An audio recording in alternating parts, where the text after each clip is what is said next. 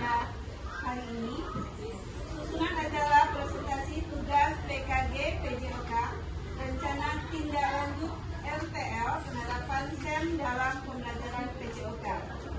1. Pembukaan. Untuk lebih bermanfaat acara pada siang hari ini adalah kita sama-sama membaca lafaz basmalah. Meninjau acara yang kedua yaitu kata sambutan Bapak Kepala Sekolah SMA Negeri 4 Bengkulu Utara. Kepada Bapak kami persilakan.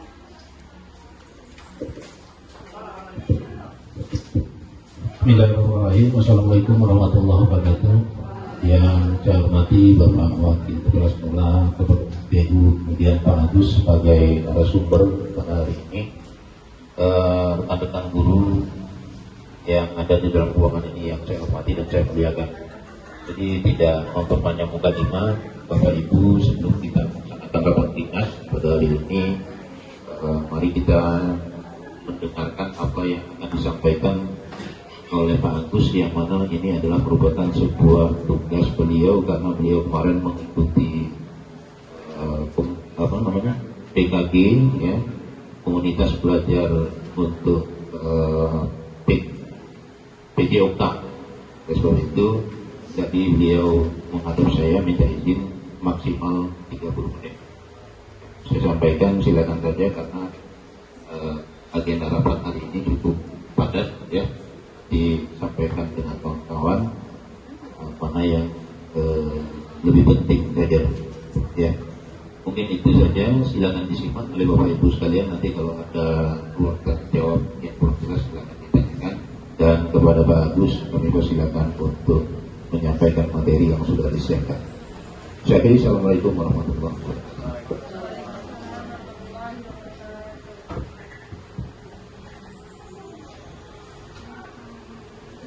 Terima kasih kepada Bapak Kepala Sekolah atas kata sambutannya. Selanjutnya, penyampaian materi dari guru PJOK yang melaksanakan kegiatan presentasi tugas PKG PJOK dengan rencana tindak lanjut RTL penerapan SEM dalam pembelajaran PJOK. Kepada Bapak Agus kami persilakan. Bismillahirrahmanirrahim. Assalamualaikum warahmatullahi wabarakatuh. Yang terhormat Bapak Sugirdianto selaku Kepala Sekolah SMA Negeri 4 Bengkulu Utara, Bapak Wakil Kepala Sekolah SMA Negeri 4 Bengkulu Utara, Kasubag Tata Usaha SMA Negeri 4 Bengkulu Utara yang saya hormati, Bapak Ibu Dewan Guru SMA Negeri 4 Bengkulu Utara yang dalam kesempatan ini berkesempatan hadir dalam presentasi kegiatan PKG PJOK yang sedang saya laksanakan. Mungkin izin Pak, saya sambil berdiri Pak, sekaligus menyampaikan. Jadi pada kesempatan ini di kita SMA Negeri 4 Bengkulu Utara ada komunitas belajar. Jadi saya ada tugas rencana tindak lanjut. Ya, jadi mungkin saya tanpa mukadimah langsung di materi. Ada rencana tindak lanjut untuk pelaksanaan penyelesaian tugas modul di PKG. Pada kesempatan ini, sebelum saya memulai nih, supaya kita nanti melaksanakannya dengan hikmat, apa yang saya sampaikan nanti bisa tersampaikan. Mungkin saya minta fokus Bapak Ibu dulu sebentar, ya. Nanti kalau saya menyampaikan semangat pagi, Bapak Ibu jawabnya pagi-pagi luar biasa, dilanjut dengan tepuk tangan. Bisa ya Bapak Ibu ya? Saya, oke, semangat pagi. Pagi luar biasa. Ulang lagi, belum fokus ya. Semangat pagi. Pagi luar biasa. Terima kasih Bapak Ibu. Oke, saya langsung saja untuk ke materi. Jadi ini saya ada program, ada rencana tindak lanjut yang saya buat, dan insya Allah akan kita sama-sama nanti bisa kita laksanakan di sekolah kita. Ini ada judulnya itu kolaborasi pembelajaran PJOK berbasis project dengan penerapan sport education model atau disebut SEM. Ya, jadi permainan yang saya ambil itu namanya handball keranjang. Jadi ini, dia ada sport education model. Dan ini tidak semata-mata hanya untuk pembelajaran PCOK saja. Jadi Bapak Ibu, semua pelajaran nanti bisa menerapkan SEM. Ya, tetapi dengan model dan gaya-gaya di pembelajarannya masing-masing. Nanti setelah Bapak Ibu membaca, Bapak Ibu setelah nanti berinteraksi, Bapak Ibu dapat sebuah pemahaman baru. Oh, ternyata matematika bisa nih pakai SEM. Oh, ternyata bahasa Indonesia nanti juga bisa. Jadi ini namanya kenapa saya ambilnya kolaborasi pembelajaran. Ini sedikit latar belakang model sport education atau SEM. Sport education adalah sebuah kurikulum dan model pembelajaran yang dikembangkan untuk program pendidikan jasmani di sekolah. Hal tersebut dikemukakan oleh Sidentok tahun 1994. Nah, ini sedikit sekilas.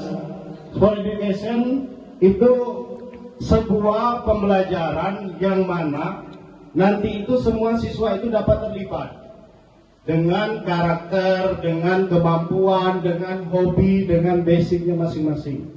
Ya, jadi seperti itu pembelajaran secara umumnya. Terus kegiatan SEM yang akan dilaksanakan adalah kejuaraan handball keranjang di SMA Negeri 4 Bengkulu Utara berdasarkan hasil diskusi bersama peserta didik dan komunitas belajar sekolah dan merujuk pada kekuatan aset yang ada di sekolah kita. Nah, ini alasannya kenapa saya mengambil SEM, karena saya menganggap di SMA 4 itu mampu. Di SMA 4 itu aset kita sangat mendukung untuk kegiatan tersebut. Oke, lanjut. Tujuan program. Jadi ini ada tujuan program kurikulum. Yang pertama, terwujudnya peserta didik yang beriman, berakhlak mulia, terlampir, kolaborasi, sehat, bugar, dan berprestasi. Terus yang kedua, penerapan konsep belajar aktif di mana peserta didik terlibat langsung dalam kegiatan pembelajaran, aktualisasi kehidupan nyata pada peran yang dipilih dalam SEM. Selanjutnya, tujuan berikutnya meningkatkan pemahaman peserta didik tentang olahraga dan memfasilitasi mereka mengembangkan pengetahuan, keterampilan, serta nilai-nilai sosial berdasarkan peran yang dipilih. Terus selanjutnya meningkatkan motivasi dan kreativitas dalam pembelajaran. Lanjut. Ini ada capaian, langkah-langkah dan hasil yang diharapkan. Itu ada capaian dan tujuan, ada langkah dan ada peran. Ya, jadi ini untuk saya langsung di peran. Peran peserta didik dapat memilih peran menjadi panitia, pemain, pelatih, wasit, komentator, dokumentasi, hakim garis, supporter. Jadi saya ambil fokus di peran. Jadi di peran itu tadi, kenapa saya sampaikan? Misal nih, saya di handball keranjang. Kita punya siswa 35 siswa. Ya, 35 siswa itu tidak mungkin semuanya bisa bermain handball keranjang. Ya, kebanyakan kita itu misalnya di dalam diskusi nih, kebanyakan ada yang bengong, ada yang diam aja, dia nggak terlibat.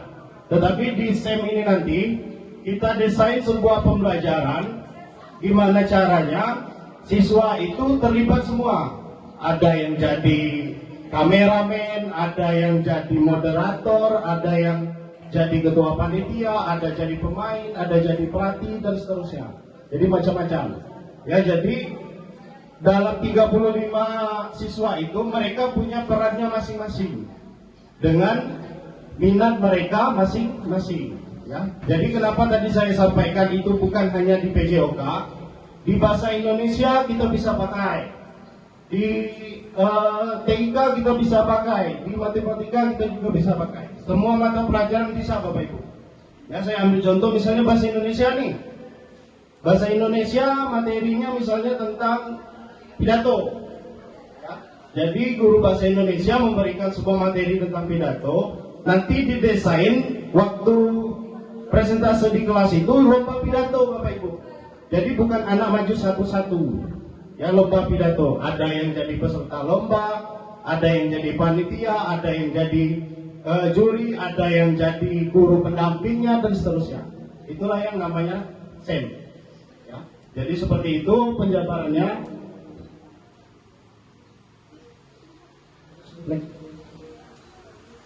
Nah, ini pernyataan tentang kapasitas yang dimiliki kelas. Ini sekolah memiliki kepala sekolah, guru, dan tenaga kependidikan. Yang kedua, peserta didik. Peserta didik sasaran itu kelas 10 sampai 12, lebih kurang sekitar 700 orang. Sekolah memiliki lapangan olahraga yang cukup luas sehingga dapat menunjang kegiatan. Selanjutnya, sarana dan prasarana yang cukup sehingga dapat dipergunakan sesuai dengan kebutuhan. Lanjut. Ini untuk evaluasi, ya. Oke.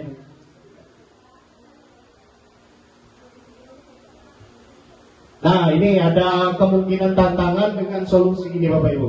Jadi saya sudah memperkirakan kegiatan tersebut pasti ada tantangannya, dan solusi yang paling bisa saya ambil ada 5 poin dari 5 tantangan.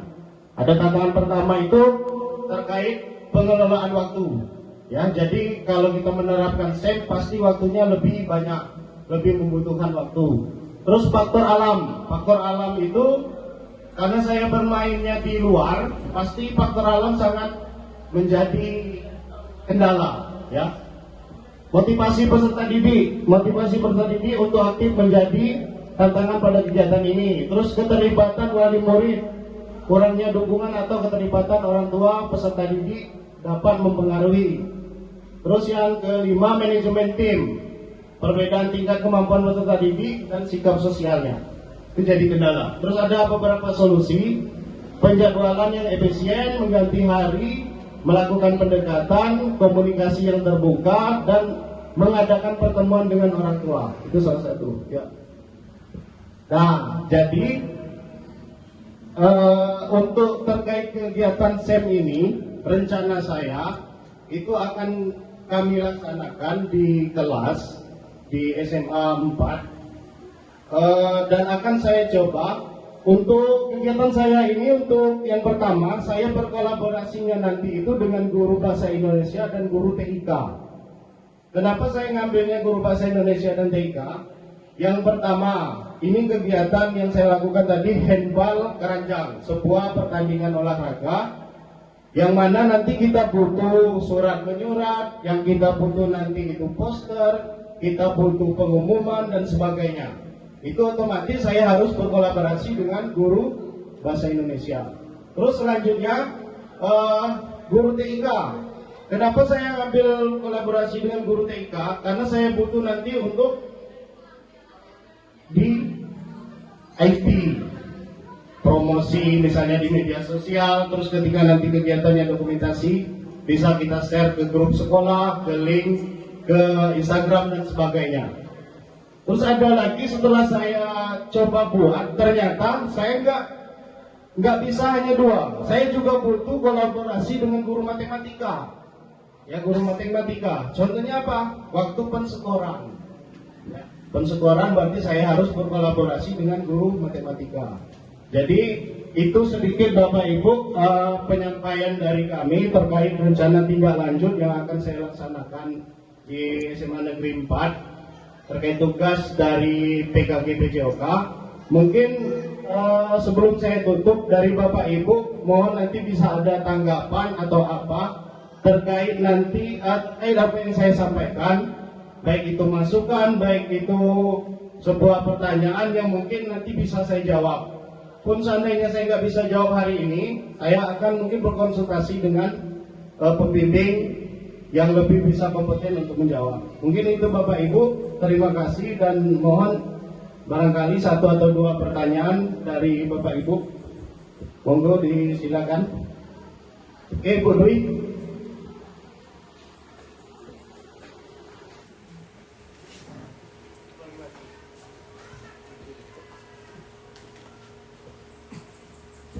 Baik, bismillahirrahmanirrahim. Assalamualaikum warahmatullahi wabarakatuh. Mohon izin Bapak Kepala Sekolah dan mohon izin Pak Agus. Perkenalkan, nama saya Ibu Dwi. Saya mengampu mata pelajaran fisika. Jadi ada dua hal yang ingin saya sampaikan. Yang pertama, appreciate. Jadi insya Allah secara pribadi dan secara ini saya menggarisbawahi bahwa materi yang disampaikan Pak Agus tadi satu kata yaitu kolaborasinya. Jadi terima kasih sudah menginspirasi dan terima kasih sudah merangkul banyak-banyak elemen. Jadi inspirasi yang Bapak dengan merangkul guru bahasa Indonesia, guru TIK, guru matematika supaya bisa masuk ke dalam aksi nyata Bapak ini itu merupakan suatu inspirasi dan harapan ke saya tentunya semoga Pak dengan kolaborasi ini dapat menambah wawasan untuk kita semua dan menambah kekuatan bahwa memang kita harus saling melengkapi. Nanti mungkin dari kelebihan kita berkolaborasi dengan guru bahasa Indonesia apa, kolaborasi dengan guru TIK apa, dengan guru matematika apa, insya Allah akan menambah pengalaman kita, akan menambah wawasan kita. Jadi saya sekali lagi mengucapkan terima kasih kepada Pak Agus yang sudah menjadi narasumber dan sudah berbagi materinya sangat luar biasa sekali. Akhir kata kita belum beri aplaus dulu untuk Pak Agus. Terima kasih Pak. Saya tutup. Wabillahi taufiq wal hidayah. Wassalamualaikum warahmatullahi wabarakatuh.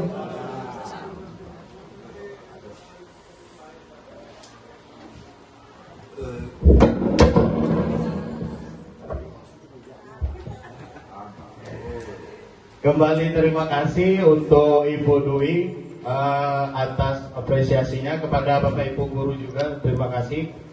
Sedikit menanggapi dan saya sambung dari Ibu Dwi tadi. Betul kata Ibu Dwi, sebuah pembelajaran yang saya dapat di kegiatan PJOK, PKG PJOK, bahwasannya di perkembangan yang sekarang, peserta didik yang sekarang itu yang luar biasa, mereka dapat bisa cari ilmu di berbagai sumber. Ketika kita kalah dengan kemampuan atau dengan pengetahuan mereka, itu biasanya mereka tidak memberi timbal balik bagus. Jadi kenapa ini tadi ada SEM, kenapa ada sebuah sport education, itu gimana caranya kita itu membuat sebuah pembelajaran itu mereka itu minat dulu dengan pembelajaran, dan kita tidak meninggalkan tujuan pembelajaran kita, apa yang ingin kita capai. Jadi di dalam pembelajaran itu kan seperti sekarang di modul pembelajaran itu tujuan di atas ditaruh. Pertama sekali itu yang kita sampaikan, tujuan kita apa? Tujuan kita hari ini adalah memanen buah misalnya. Berarti kita sampaikan dimanen. Gimana caranya buah itu nanti bisa kita panen. Jadi seperti itu. Nah, sama seperti yang saya ambil tadi, handball keranjang. Ya, saya mendesain sebuah permainan, 3 permainan yang bisa saya lakukan di satu waktu yang bersamaan.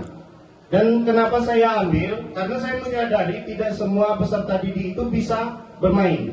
Ada yang dia hobinya itu megang kamera, ada yang dia itu hobinya jadi wasit, ada yang hobinya nonton, tukang komen. Ya, jadi di dalam sport education kita buat itu, ya kita fasilitasi mereka sesuai kemampuan dan keinginan mereka. Jadi itu yang saya ambil. Catatan khusus Bapak Ibu, sport education sekali lagi bukan hanya untuk pembelajaran PJOK. Semua pelajaran bisa Bapak Ibu. Fisika pun bisa, bahasa Inggris pun bisa. Semua pelajaran itu bisa. Ya, yang namanya kolaborasi. Kalau bahasanya Bapak Ibu, ketika kita tidak mampu sendiri, otomatis kita butuh orang lain. Ketika ada orang lain, otomatis kita punya 2 pemikiran. Jadi itulah sedikit penyampaian. Barangkali ada satu lagi. Kalau nggak ada, mungkin saya cukup dulu di sini untuk kegiatan kita hari ini. Gimana Bapak Ibu? Cukup dulu? Oke, baik. Terima kasih. Semoga apa yang saya sampaikan hari ini itu dapat membangun pemahaman baru Bapak Ibu terkait kegiatan pembelajaran di kelas. Dan besar harapan saya ketika ini nanti bisa saya laksanakan di sekolah kita, Bapak Ibu juga bisa melaksanakannya dengan versi mata pelajaran Bapak Ibu. Itu besar harapan dari saya. Bukan saya di sini berdiri itu mengajari, tapi monggo ayo kita sama-sama. Gimana caranya kita membuat sesuatu yang baru untuk mencapai tujuan pembelajaran yang kita inginkan. Karena seperti yang disampaikan sekarang, pendidikan atau pembelajaran yang berpusat kepada peserta didik. Ya dulu ya. Istilahnya apa itu dulu? Student center. Pembelajaran yang berpusat pada peserta didik. Jadi peserta didik itulah yang bekerja ya. Kita hanya sebagai fasilitator. Jadi itu harapan dari kami Bapak Ibu. Mohon nanti setelah kegiatan kita hari ini, jika ada saran yang membangun, kami sangat berharap, sangat mengharapkan sekali. Karena kami sadar nih, yang kami buat ini jauh dari kata sempurna. Dan masih sangat banyak yang harus kami perbaiki. Ya mungkin itu saja. Terima kasih atas waktunya Bapak Ibu. Lebih dan kurangnya mohon maaf atas penyampaiannya. Kami tutup wabillahi taufiq wal hidayah. Wassalamualaikum warahmatullahi wabarakatuh.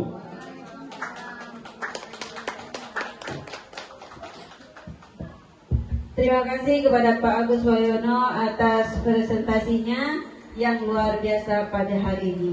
Sekali lagi kita memberikan aplaus yang luar biasa kepada Pak Agus. Oke, terima kasih kawan-kawan. Mudah-mudahan yang lain akan segera menyusul juga ya kegiatan selanjutnya dan diberikan kemudahan juga. Untuk waktu dan partisipasi yang kawan-kawan berikan, termasuk Bapak Kepala Sekolah yang sudah bersedia di sini, kami mengucapkan ucapan yang luar biasa. Terima kasih banyak. Mudah-mudahan apa yang kita berbuat hari ini juga dicatat oleh Allah Subhanahu Wa Taala sebagai amal ibadah. Amin. Amin. Demikian presentasi dari Pak Agus Wayono. Lebih dan kurang mohon dimaafkan. Wabillahi taufiq wal hidayah. Assalamualaikum warahmatullahi wabarakatuh.